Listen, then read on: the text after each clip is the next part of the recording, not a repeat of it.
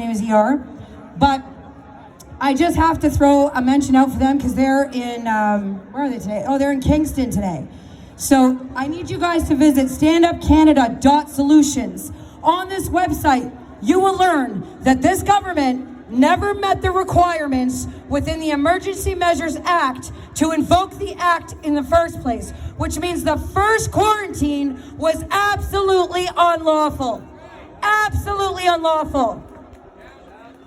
So this is, once again, an attack on our economy and therefore an attack on our kids. Everybody, please put your hands together for ER. He's going to come up here and explain a little bit more of the law to you. For all the officers present today, I expect you guys to pay attention to what is about to be said.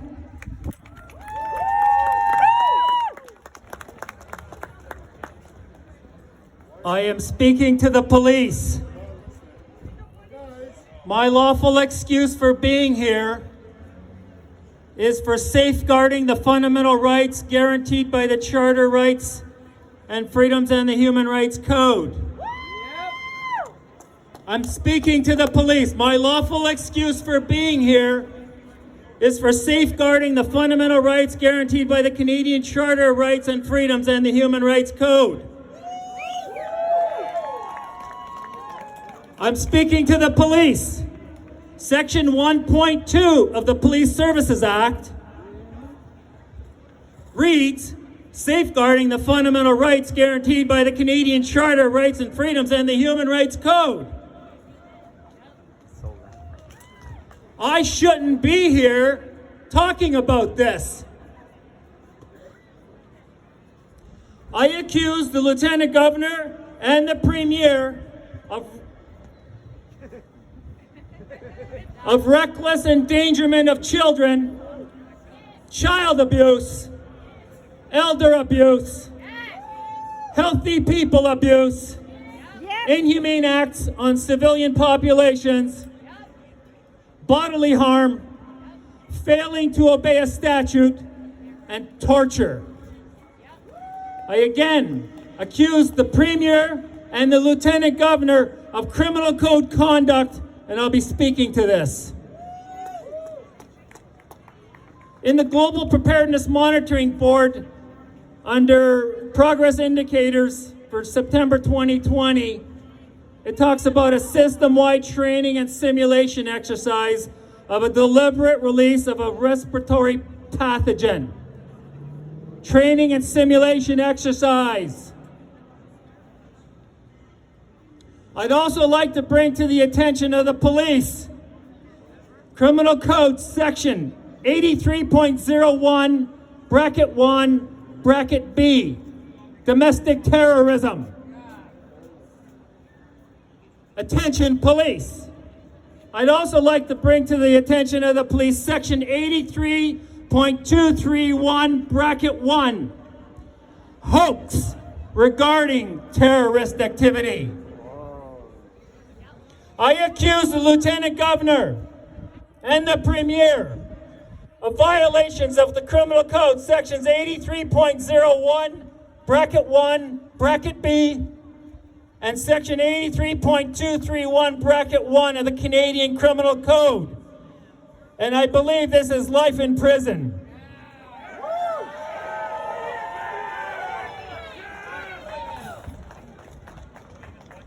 My lawful excuse for being here is for safeguarding the fundamental rights guaranteed by the Canadian Charter of Rights and Freedoms and the Human Rights Code. Police. According to a Supreme Court judge in 2019, where there is uncertainty about the law in force, it is incumbent upon them, meaning the police, to make the inquiries that are reasonable in the circumstances, for example, by suspending their activities in order to consult, as well as rereading the relevant provisions and the available documentation. They should have been suspending a lot of things this last week and rereading the Charter of Rights and Freedoms. Specifically, Section 6, subsection 2, subparagraph B, the right to the gaining of a livelihood.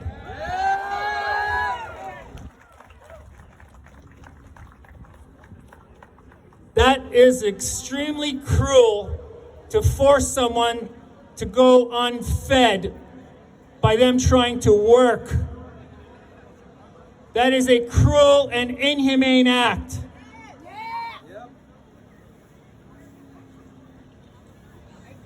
If you are ever stopped by a radar gun with a police officer in court, the police officer would likely say that he calibrated the measuring unit probably 10 minutes before you were pulled over, and the judge would recognize his statement and also recognize that the radar gun is a certified piece of equipment authorized for that use. The PCR test has no such qualification for legal standing. And in court, any numbers that come out of a PCR test would be considered invalid, and the number should be or will be considered to be 0.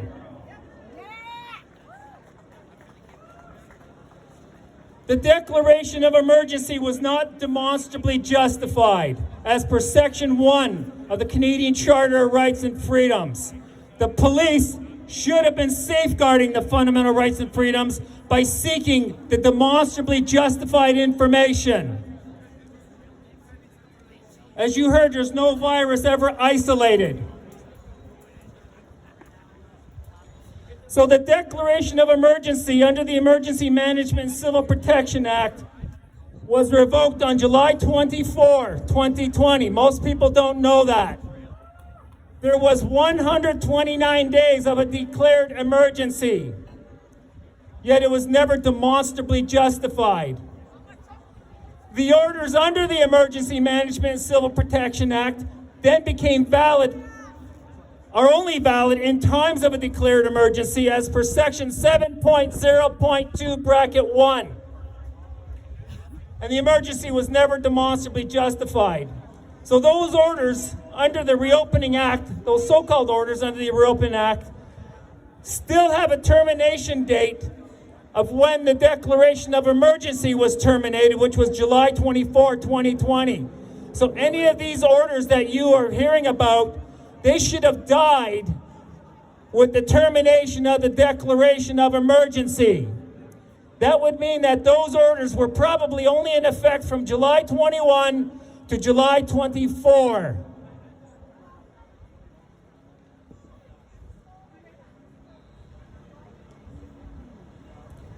The declaration of emergency and all orders under the Emergency Management and Civil Protection Act terminated July 24. So all the emergency orders, regardless of which act they may be under, terminate along with the declaration of emergency, July 24.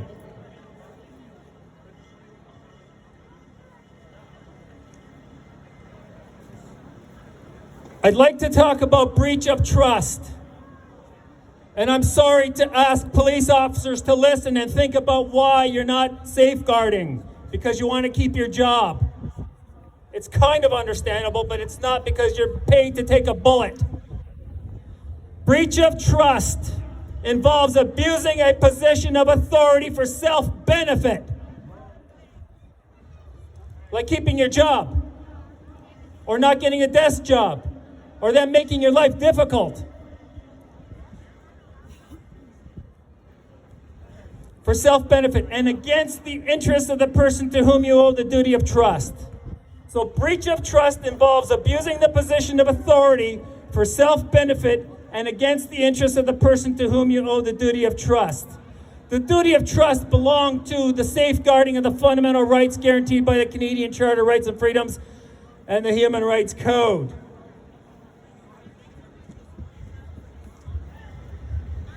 Breach of trust is Criminal Code violation, Section 122. It's an indictable offense. Breach of trust upon conviction and you better hope people don't get you convicted, can attract some of the most severe sentences of imprisonment for first-time offenders. You, the police, intentionally committed the offense. You did not commit simple carelessness or simple negligence or simple recklessness when carrying out the offense. Your actions are not a mistake. They were intentional, probably to keep your job and to get along.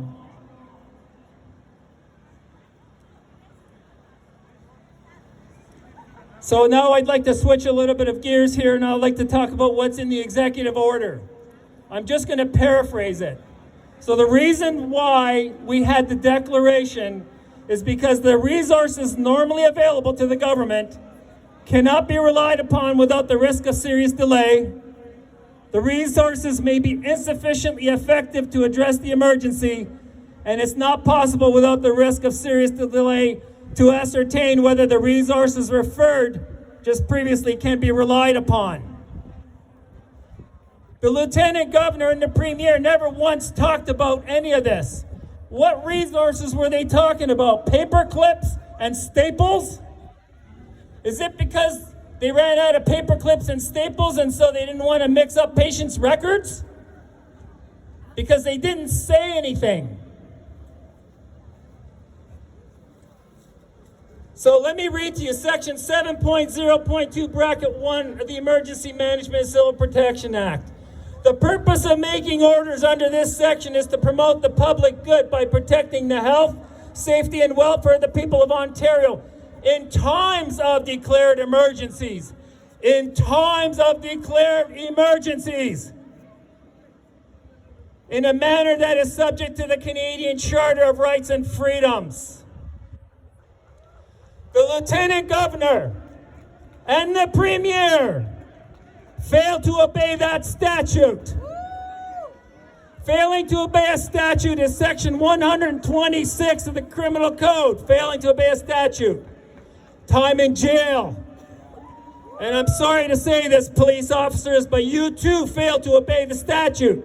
You failed to safeguard the fundamental rights and freedoms and the Human Rights Code.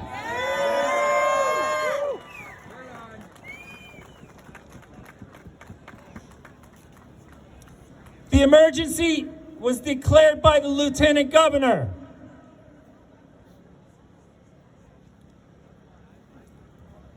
Those so-called orders that were transferred into the Reopening Ontario Act has also some interesting laws in that act. For example, and you're not going to hear the word Premier here, you're going to hear the word Lieutenant Governor. It's not the Premier. It's the Lieutenant Governor. The Lieutenant Governor and Council may by order, before it ceases to apply, extend the effective period of an order for periods of no more than 30 days.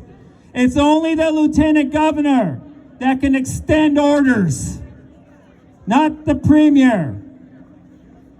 So I know you like to play hockey in front of someone's house. I would play in a different arena. The Lieutenant Governor and Council may, by order, revoke an order continued under Section 2. It is only the Lieutenant Governor that can revoke any of these orders that are so-called valid according to them. It's the Lieutenant Governor. Even the Emergencies Act, the Federal Act, states, in taking such special temporary measures, would be subject to the Canadian Charter of Rights and Freedoms and the Canadian Bill of Rights. So even the Federal Emergency Act states to safeguard the fundamental rights and freedoms. And the definition of emergency in the Emergency Management and Civil Protection Act means a situation or an impending situation that constitutes a danger of major proportions. We now have a danger of major proportions because of the Premier, Lieutenant Governor, and order followers. I asked the police to detain and question the Lieutenant Governor. Criminal Code, Section 126, disobeying a statute. They disobeyed many statutes. The main one is the right to gaining of a livelihood, although that's not the only important one. They also obeyed or created a criminal code conduct in Section 218 of the Canadian Criminal Code. Reckless endangerment of children. Forcing anyone to wear a mask, forcing them to have a carbon dioxide retention chamber, forcing anyone to breathe in carbon dioxide is a criminal code offense also. Section 245 of the Canadian Criminal Code. Administering a noxious substance. Carbon dioxide is number 74 in Schedule 1 of the Canadian Environmental Protection Act. It's a toxic substance. Section 218 of the Canadian Criminal Code applies to the Lieutenant Governor and the Premier violating Section 218, reckless endangerment of children, among others. Section 245, if they're forcing you to breathe in carbon dioxide, that's 14 years in jail.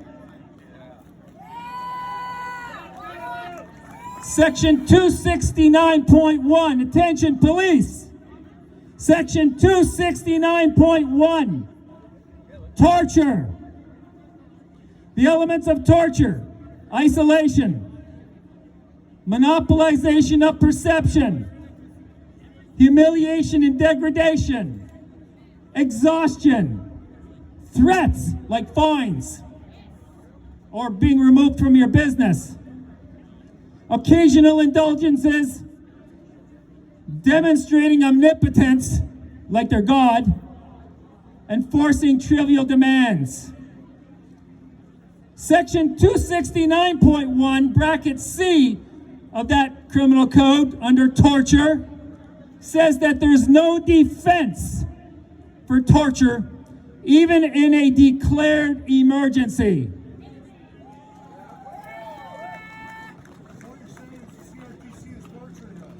Crime against humanity means any other inhumane act or omission that is committed against a civilian population.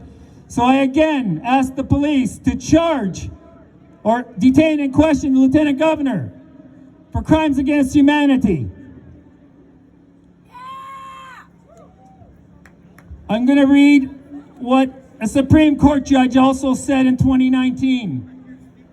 A police officer who acts unlawfully cannot easily escape civil liability by relying on his or her ignorance or misunderstanding of the law. Police officers, continued by the Supreme Court judge, police officers are obliged to have an adequate knowledge and understanding of criminal and penal law, of the offenses they are called upon to prevent and repress, and of the rights and freedoms protected by the Charter. A Supreme Court judge said that. Police officers cannot claim to carry out their mission to maintain peace and order and public security and to prevent and repress crimes and offenses under the law and bylaws without having an adequate knowledge and understanding of the fundamental principles of criminal law and of the rights and freedoms protected by the Charter and of offenses they are called upon to repress without knowing the limits of their authority. The police cannot rely blindly on training and instructions given to them, nor can they mechanically follow internal policies, directives, and procedures or usual police practices.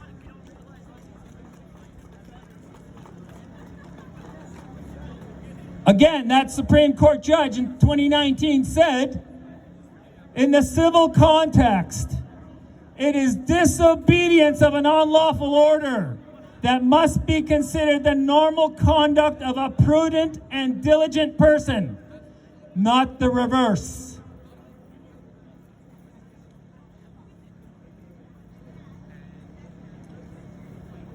There was a report issued within 120 days by the government on the COVID situation. I looked through that document. Not once did they explain the reasoning for the declaration. There was no word of PCR test.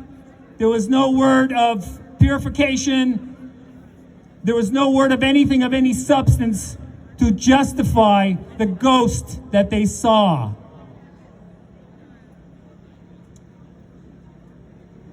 Also in 1959, a Supreme Court judge concluded, because it had to do with the Premier of the province of Quebec, the judge concluded the Premier was not entitled to immunity as a public official. So police, the Lieutenant Governor is also not entitled to public immunity. Immunity as a public official. The Supreme Court, where the court held that Maurice Duplessis, the actual Premier of Quebec, had overstepped his authority by revoking the liquor license of a Jehovah's Witness. In this case, they overstepped their authority by smashing the charter. Current officials are stepping outside of statutory authority and are privately liable. Justice Ivan Rand spoke in his often quoted reasons for the unwritten constitutional principle of the rule of law meant no public official was above the law and so could neither suspend nor dispense it. And just one last point. And I'm again asking the police to detain and question the Lieutenant Governor for Criminal Code Conduct 126, 218, 245, 268.1, as well as the 83 Criminal Code sections that involve terrorism and hoax. I'm accusing the Lieutenant Governor and the Premier of disorderly conduct because it has caused, or likely caused, other people alarm, anger, annoyance, or an increased likelihood to engage in unlawful activity.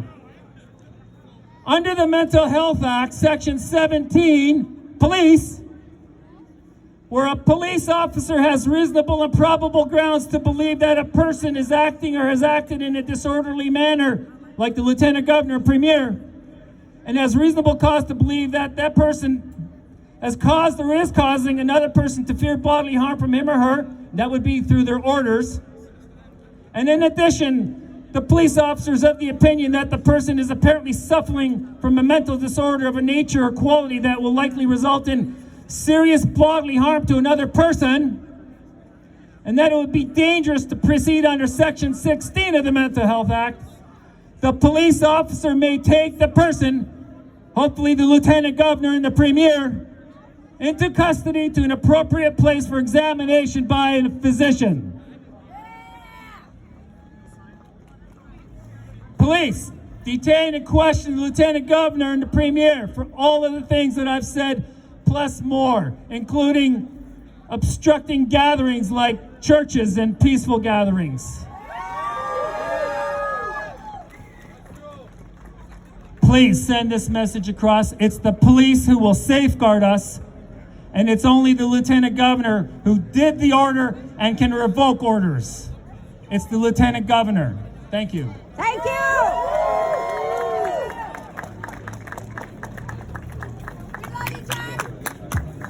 ER, everybody. That was ER. Sorry, I was short. I got to pull the mic down a little bit.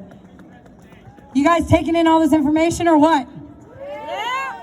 Now I'd like to say a few words myself to the police. You are 100% protected by your oath to stand beside the people. For 8 months, almost 9 months, our organizations have been floating around the streets on your behalf. We do not believe in defunding our police. We believe in forwarding all the funds that go to the United Nations into our law enforcement. So that we can protect our families, our children, our communities. Because we love you guys, and we believe in you guys. Now, it's very important. I sent Peel Police an entire package of evidence and of information from Standupcanada.solutions. Anything that you guys would like to see in regards to that information, you can find at www.standupcanada.solutions. The next speaker, 8 months ago, when we started out at Queen's Park, he hit the microphone. He is a young computer scientist, a university graduate. He's extremely articulate, and I believe that he deserves a larger platform. Everybody, please put your hands together for Kieran Zimmer.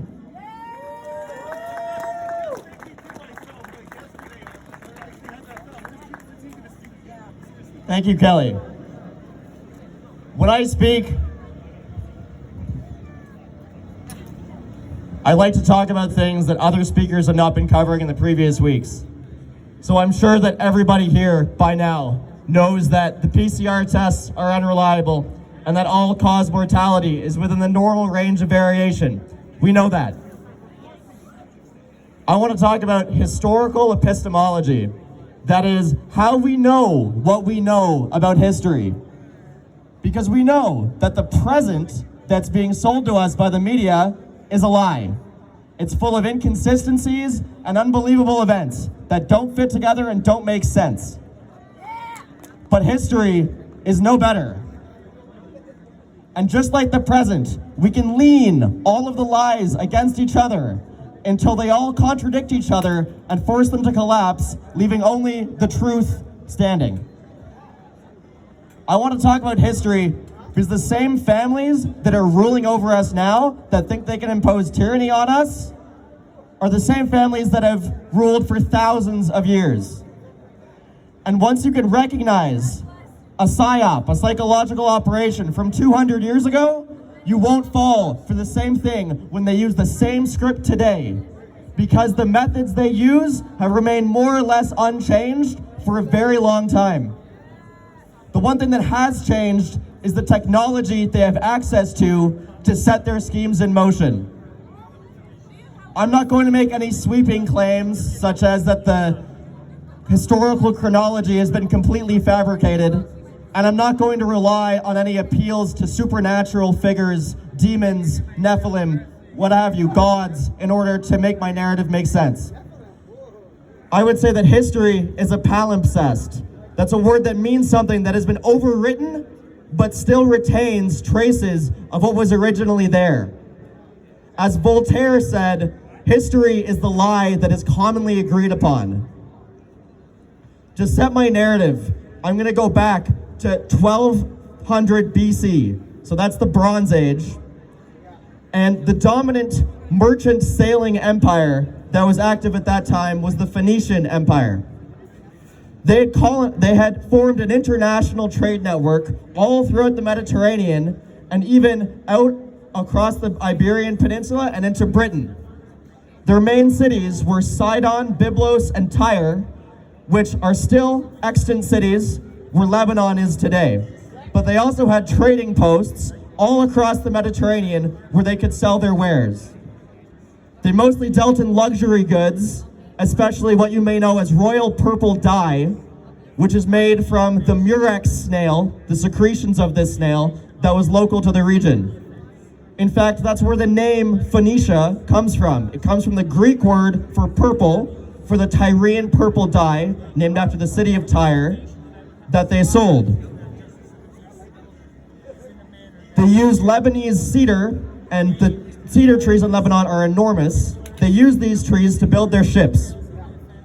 Around 1150 BC, the Mediterranean suffered the late Bronze Age collapse, a sudden violent upheaval that destroyed empires all throughout the region.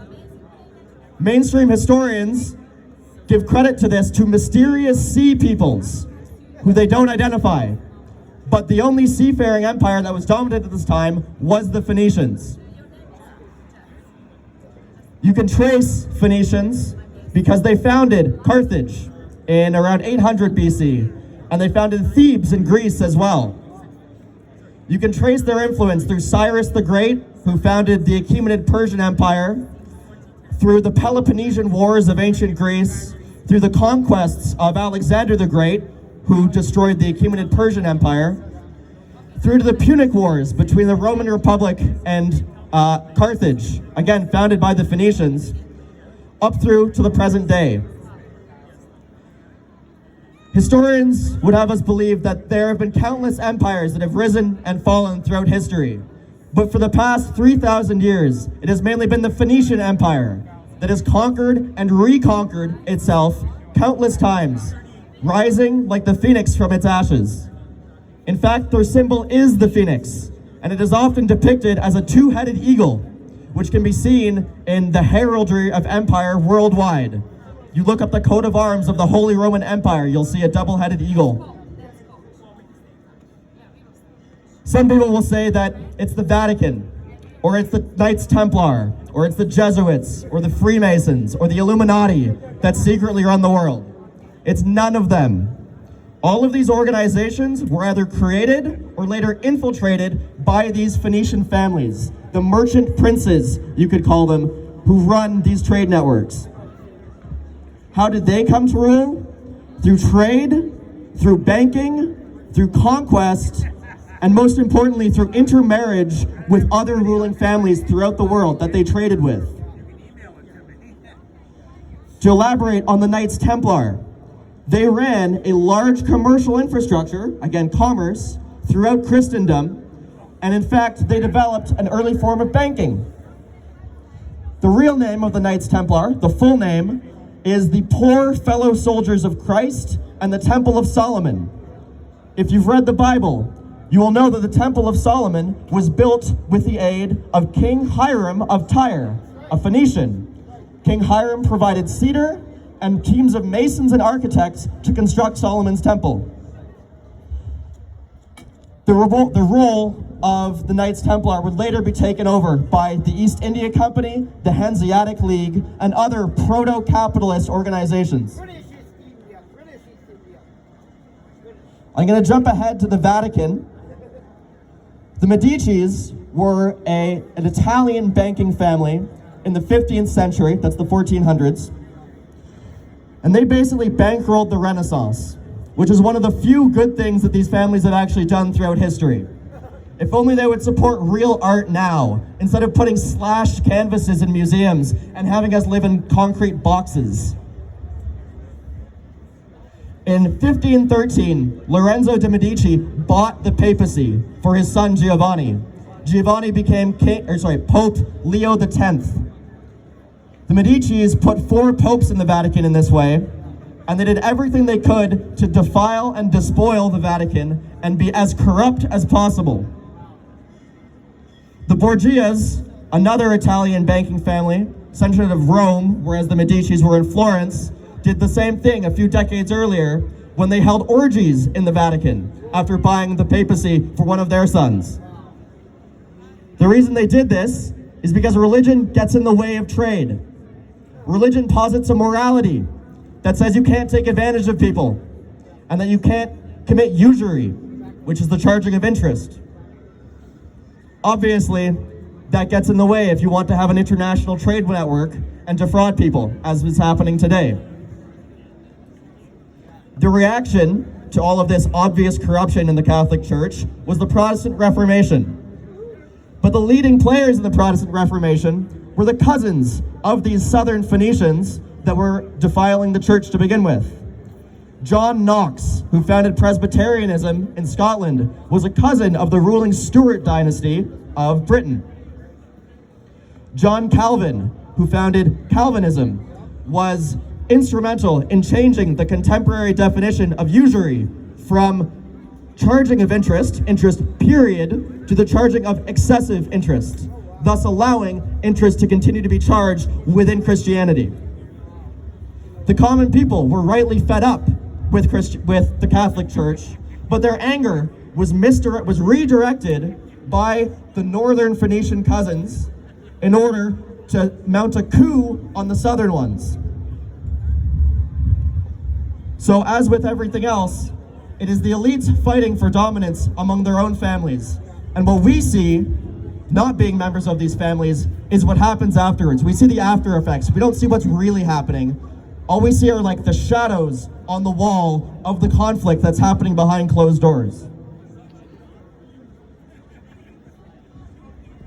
As the Industrial Revolution in the 18th century progressed, it began to displace the strategy of landed aristocracy for the strategy of industrialism.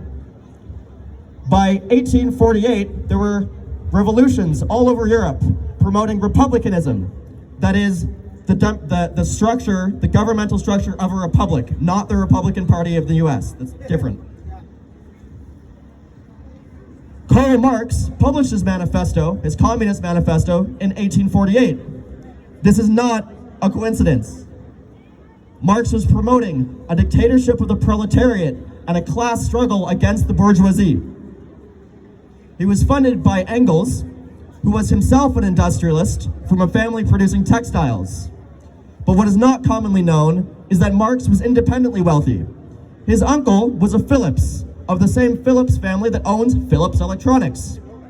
His wife, Jenny von Westphalen, was also a wealthy noblewoman. So why then were these wealthy industrialists promoting communism? That doesn't seem to be in their interests. Because they were controlling and misdirecting the opposition. Rather than Republican ideas, which may have been successful, they were promoting communism. They were setting the middle and lower classes against each other and promoting a dictatorship of the proletariat, which no one with any sense would actually want. That was set up as the ideal. We can see that Marx later took over the First International, which was a workers' organization, and he neutered it, and it later fell apart. This is what he was doing. He was infiltrating and making sure that these workers' revolutions were not successful. And this is why he's still lionized by the establishment today. He's still promoting the same misdirection 150 years later. With the rise of industry, we brought about technocracy. Technocracy, the rule through technology by so-called experts who know better than the public and can act on behalf of the public, telling them what to do because the public is not trusted to know better. In the words of Aldous Huxley, in the future we will have a scientific dictatorship, and education will truly work so that men and women will grow to love their servitude and not dream of revolution. No, there is no reason that a thoroughly scientific dictatorship should ever be overthrown. That is the end goal of these ruling families. I have shown you how their strategy has evolved throughout history. That is their end goal, and we are in the final stages of this now. The only reason these lockdowns have worked is because people are contented with their bread and circuses, because they have Netflix at home, and because they can order in food on Uber Eats. The only reason we have over 90% compliance with these mask mandates is because people are glued 24 hours a day to the media, which tells them over and over again to wear their masks and to be afraid.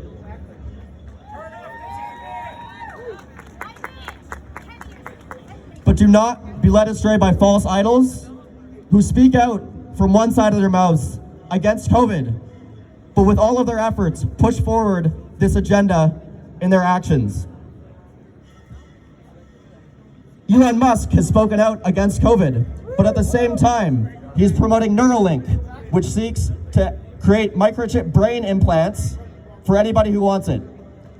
This is the essence of transhumanism, combining with machines. And if we allow the transhumanist agenda to come to fruition, it will be the end of freedom, it will be the end of humanity as we know it. And I haven't talked about the East in this yet. I'm more familiar with the European history. But don't be led astray thinking that China is its own power who's seeking its own ends. It is a fully owned subsidiary of the Phoenician Empire. You can trace this back to the Opium Wars in the mid-19th century when the British used their naval power, gunboat diplomacy as it's called, to force China to accept their opium imports and demoralize and drug the population. Later on, in the end of the 19th century, the Rockefellers came in with the intention of displacing traditional Chinese medicine in favor of their own allopathic medicine, which I think we can all agree has been a great success on their part. Xi Jinping's handler is Robert Lawrence Kuhn. You can look him up. He's from the Kuhn banking family. He's written many books on China and where China will go in the future, and has been instrumental in bringing bread and circuses to China.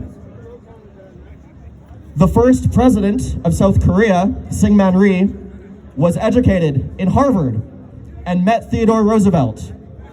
So he was also being controlled by the same Western powers as Mao was.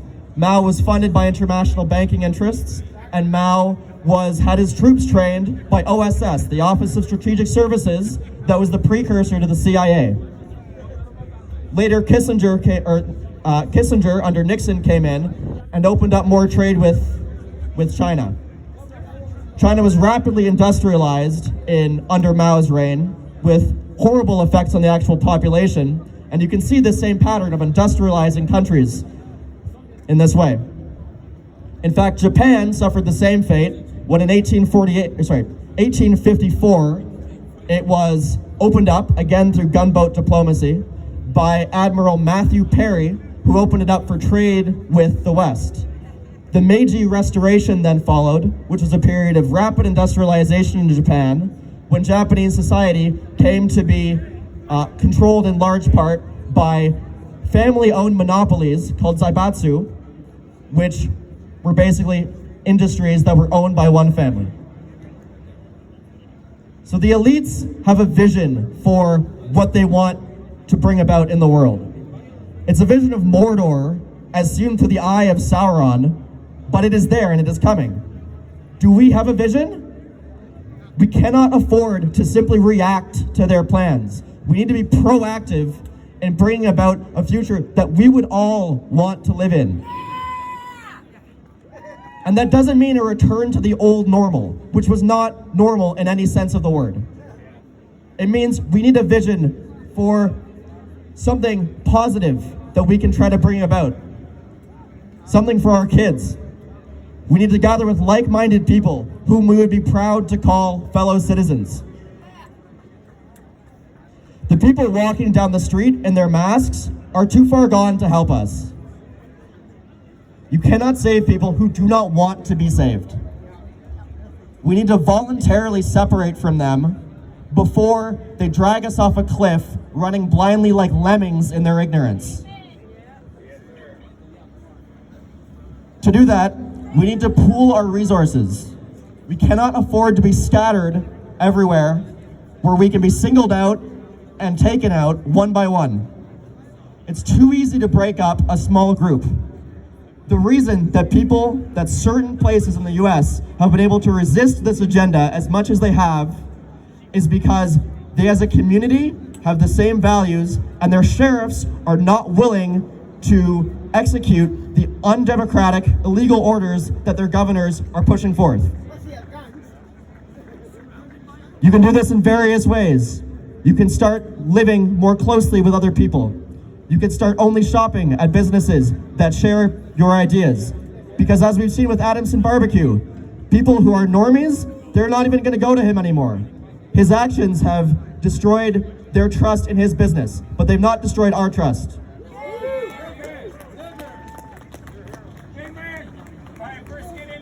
So, see if you can begin living more closely. Live together. Buy property, and not in a communist sense, but live more closely together where you can defend yourselves. We need to be able to defend ourselves. And to bring the cops on our side, we need to offer them an incentive to actually join with us. What incentive to join with us is there if they're going to lose their jobs and ultimately we could possibly lose? I'm not going to sugarcoat things and say that we're going to win because God is on our side. That's naive. We need to actually fight. And we need to fight in a way that's going to work. We need to offer them incentives to join with us. If we could offer them a paycheck, if we could offer them that they could be police in our communities and not have to do immoral things and commit immoral acts and bow to overlords who they don't respect, then they might actually do it. Ultimately, it comes down to strength in numbers. If we are scattered, we can be broken up easily. If we unite like this, then we are much stronger. Thank you.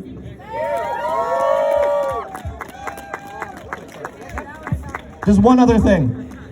If you are interested in the historical narrative that I've been promoting, please look up the work of Miles Mathis. You can find his website at www.mileswmathis.com. He's one of the most important authors, writers in history, in my opinion. And I don't say that lightly. His work in historical revisionism has been completely groundbreaking. Mathis. His website, mileswmathis.com. He also has very interesting work on physics, if that is up your alley.